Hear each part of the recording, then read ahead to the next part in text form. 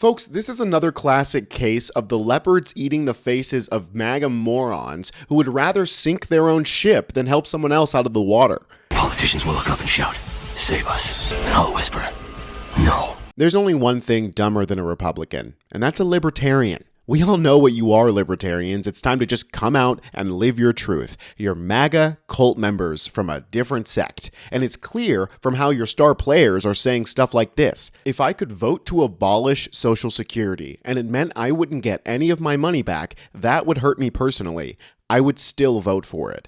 This is Austin Peterson, known for being the guy who almost won the Libertarian nomination for president in 2016. The Libertarians, in their ever-constant identity struggle, don't know where they land on most issues, including like LGBTQ issues. So Austin Peterson has made a name for himself, making waves by saying stuff like this. When you see pride parades and you hear them say, "We're here, we're queer, we're coming for your children," and you see the LGBTQ community advocating for things like bringing children into drag queen story hour. You see the pictures of them with their nutsacks hanging out the side of their women's underwear that they're wearing at these are at least tangentially related issues. Drag shows that allow underage people, that's okay. Depends on the drag show. Austin Peterson shocked to learn that most drag shows don't have, quote, nutsacks hanging out of people's dresses. These conservatives have no problem with cheerleaders, right, having skimpy little outfits, but all of a sudden the idea of a person in drag reading to a child is the scariest thing in the world. This man is constantly on the wrong side of issues, including the tariffs. Here's a tweet from July of 2024.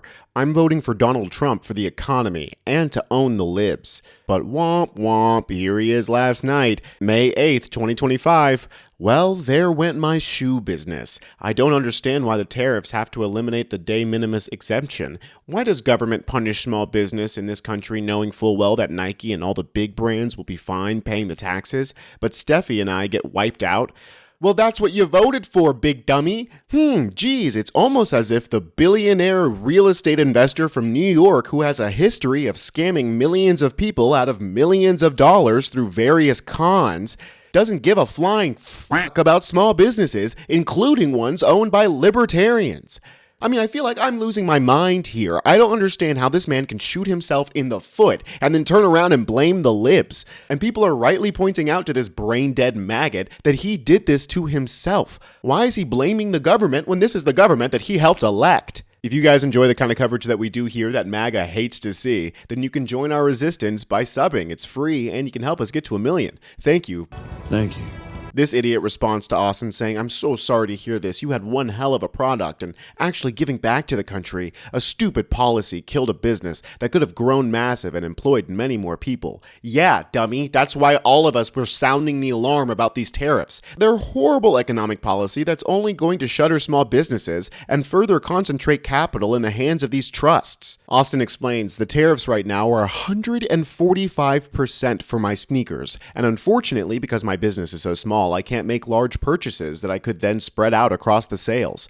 The tariffs will force the receiver of the product, my customer, to pay the tariff upon receipt, which means they'll get a nasty surprise instead of the product they order if they want to receive it. I can't do that to them. My customers would rightly be angry with me. Yes, as all of the rest of us are angry with Trump for putting us in this position for literally no reason."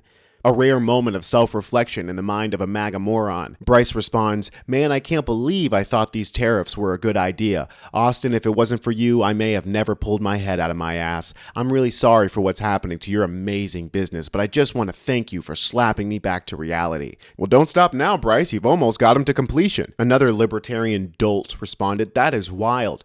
I guess your margins were pretty thin, 30%, and here they come with and quintuple that for our cut. Maddening." Austin further clarifies, "It's not even the money so much as the process. The customer will be forced to travel to the post office to pay the fee. That's untenable. No one in the US will put up with that. They'll just buy their American flag bearing Chinese shoes from Amazon, from bigger corporations that can hide the tariff costs better, or absorb it into one of their other more profitable divisions." Once again, perfectly laying out why these tariffs are a bad idea. We've already been covering for the last few months now. how larger corporations like Walmart and Amazon have been front-loading the costs of these tariffs. Trump has been warning us about this since before the election. So what they did is buy a lot of product before the tariffs applied. We're just now getting to the point where they're no longer able to do that. And small businesses have not been able to front load like that, so they are stuck paying the bill. Well, until we are stuck paying the bill. On top of that, the Trump administration is doubling down on eliminating the duty-free de minimis treatment, which he mentioned a second ago. This is an exemption to the duty that you'd have to pay on imports if the value of the import is less than $800.